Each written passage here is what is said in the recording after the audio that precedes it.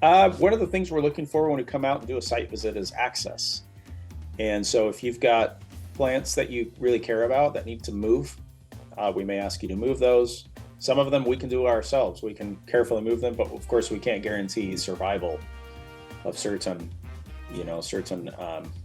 things. Of course, any pots or trellises or anything like that. We'll talk about the fence if we have to take apart any of the fence to get in.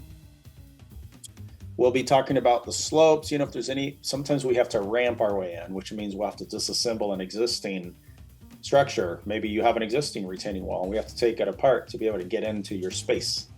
These are all things to consider about preparing the space in advance, or even things that we have to prepare when we get there. Obviously, parking, we have to think about where we're going to stage materials. So you may have vehicles that have to get parked somewhere else. If you're in Seattle and a lot of your parking is right off the street, you may set some cones so that the neighbors don't park there, so that we can pull up and work there. And sometimes that needs to be done a week or two in advance.